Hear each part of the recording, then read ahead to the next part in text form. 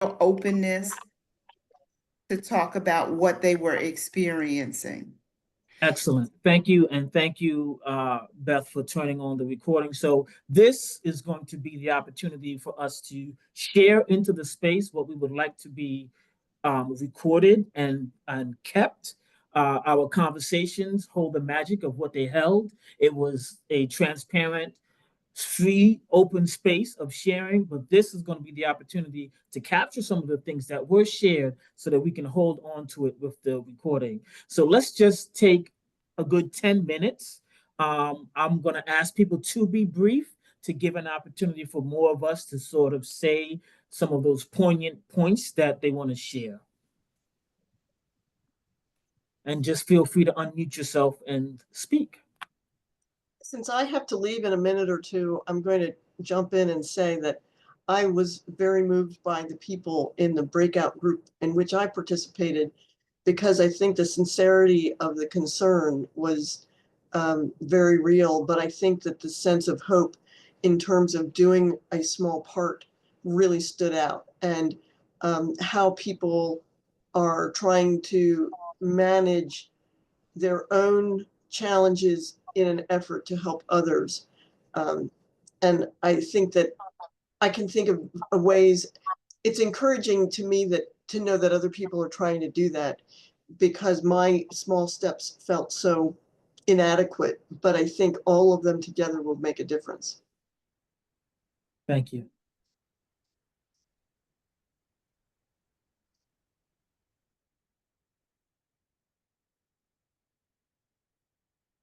Well, one of the things that stood out to me in our conversation was when Richelle reflected on what all of us had shared and so kindly and pointedly labeled it trauma. And that just hit me in my heart, because that was it. That is so, and then she went on to explain a little more about how it affects us and what's going on, and um to recognize what's happening, and that was just really, really helpful. Thank you, Connie. Thank you. And thank you, Thank you. Ellen. It's wonderful seeing you. Hopefully, we'll run into each other soon.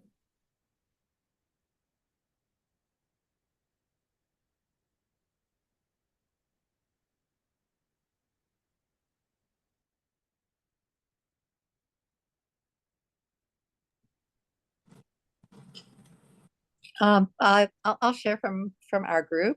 I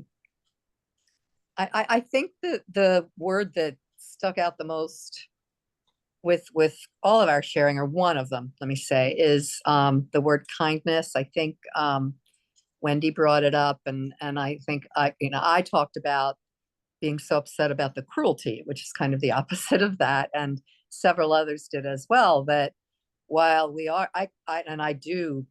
We didn't talk about trauma, but I think that resonates with me for sure.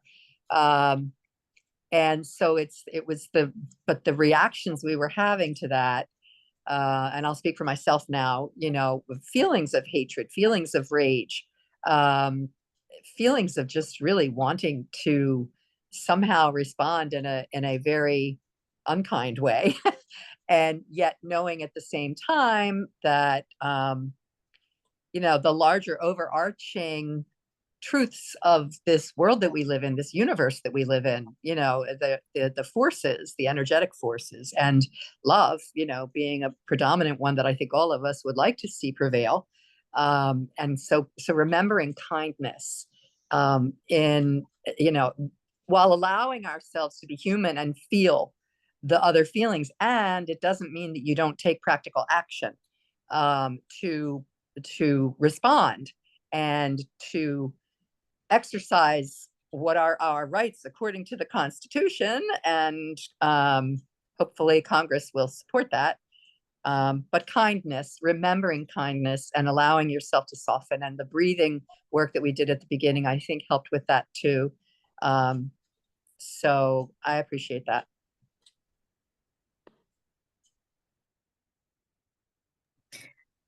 Karen's not here, but in a conversation that I had had with Karen before this meeting today, we kept using these three words: we the people.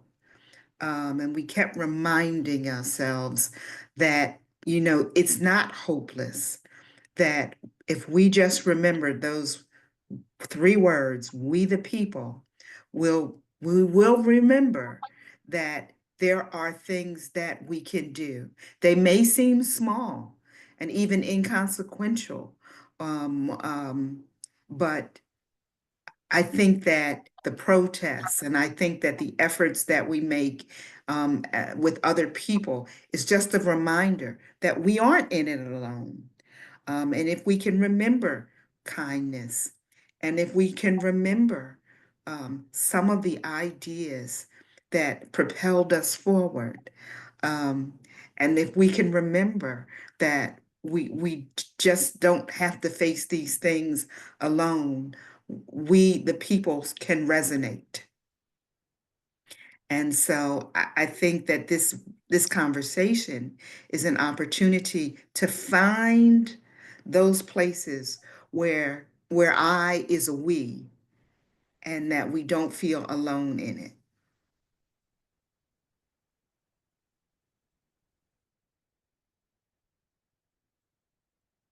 Another way in which this idea of the I and the we makes me think of is I heard a story about a veteran who had voted for Trump, believing that he was the person who was going to do best by the veterans.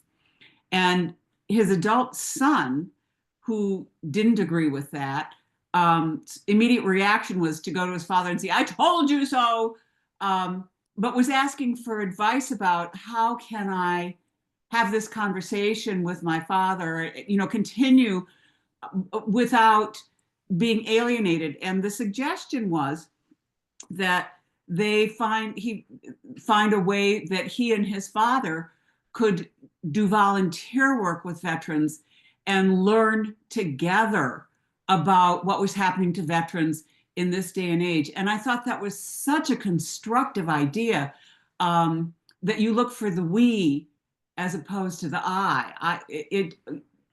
I just thought it was brilliant.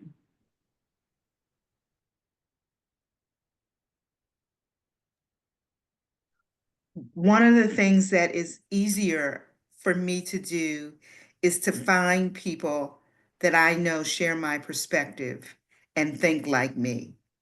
And one of the ways that I challenged myself after the election was to really make sure that I was making time to talk with people whose perspective was different from mine, not with the goal of changing their perspective, but with the goal of listening and understanding and finding a common thread. And we haven't talked about that because I know that that can often feel unsafe. And we don't want to necessarily start with unsafe conversations, but we often think that the perspectives are out here, when often different perspectives are closer than we imagine. And so it doesn't have to be somebody who's opposite, polar opposite. It can be somebody who's just slightly different from us that we engage in a conversation and look for the common thread.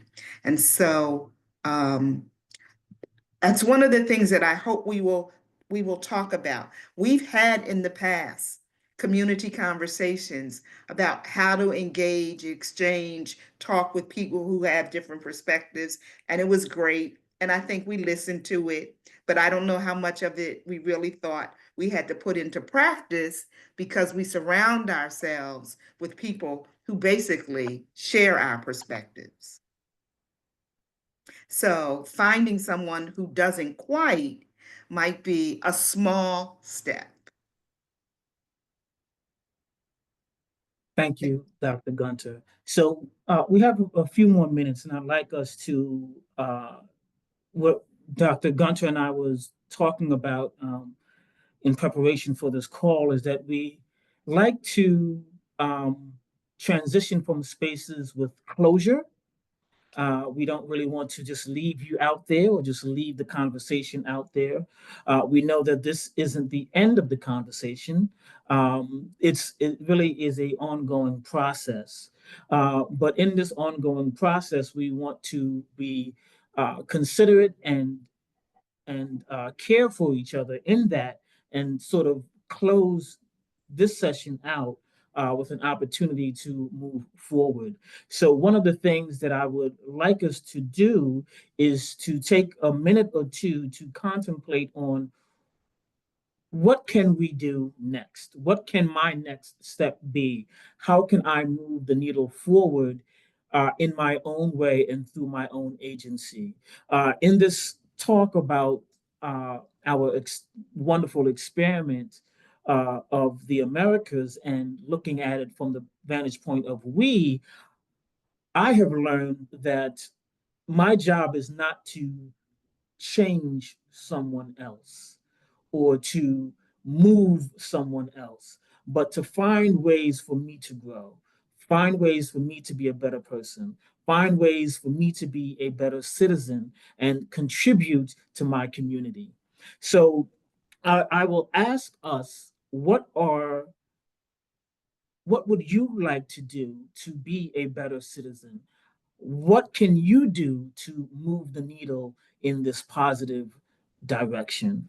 So let's just take a minute or two. I'm going to sort of put it in the chat, and feel free to either populate the chat with an idea or just unmute and speak freely.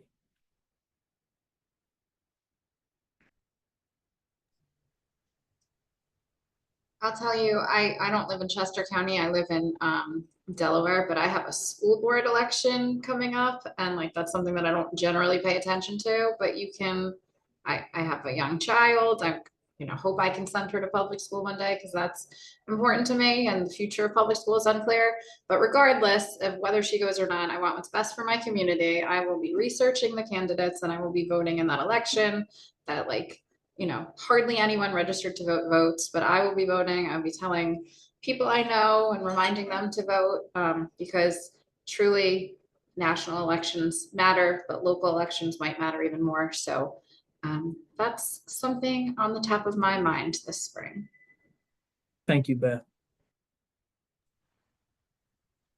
For me, it's with intention and empathy, make a point to talk with people that I know disagree with me.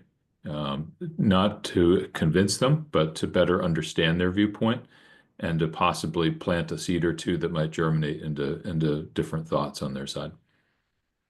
Beautiful. Well said.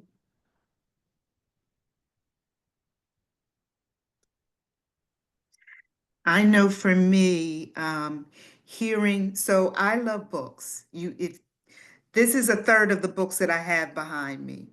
I love to hold books, and so libraries and museums are extremely valuable to me.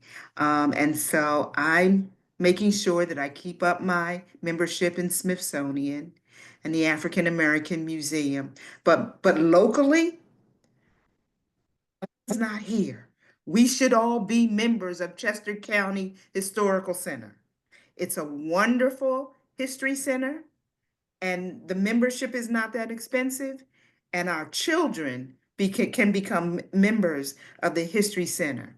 And so it probably won't make up for all of the loss, but it shows support to that, to the History Center and to that community. So one of the things is I will be adding to the number of memberships that I have, and locally, Chester County History Center will be one. Thank you. Darcy wrote in the chat that she will be volunteering monthly with her family at their local food bank. Ellen will find others who may not completely agree with her and have a sincere conversation to understand their viewpoints. Kaya said that it is her intention to listen deeply so she can bring diverse voices into the space and places where decisions are being made. James will continue to be a positive voice in his community and volunteering in his community. And with that, I would like to thank you all. It's nearing on the hour, and I like to be punctual when I can. But I want to invite you all to join us on the 20th of next month for our next community conversations. Also, we are putting together what the future of community conversations will look like. And so we might be workshopping some ideas. If there are any of you on this call that want to be a part of that process of framing what community conversations could look like to be a impactful convening for our community, please reach out to us. I would say email the Community Foundation, either Beth, Paige, myself, or Emily or Karen, and we will add you to the list of folks that we will reach out to. So with that, I would like to thank everyone for joining us, for taking the time, for having these transparent conversations, for giving not only your voice, but also lending your ear. It does not go unnoticed, and it is greatly valued. Richelle, would you like to close us out? Thank you again for joining us. This was a great way to reconnect. I hope that this helped. I hoped in sort of naming some of the things that we're experiencing, it helped. Thank you all for joining us. We'll look for you in our May meeting. And please reach out to one of the staff in Chester County, at the Chester County Community Foundation, if you're interested in helping us as we continue to work around community conversations. Be sure to take care of yourself. It's hard to take care of yourself, take care of others if we don't take care of ourselves. So thank you so much for joining us. Paige, Beth, Emily, get rid of that picture. I never want to see that picture again. We'll Thank have to you speak so to the much. higher ups. All right, everyone. Thank you. Have a Take wonderful care. Have a afternoon. good one. And Bye.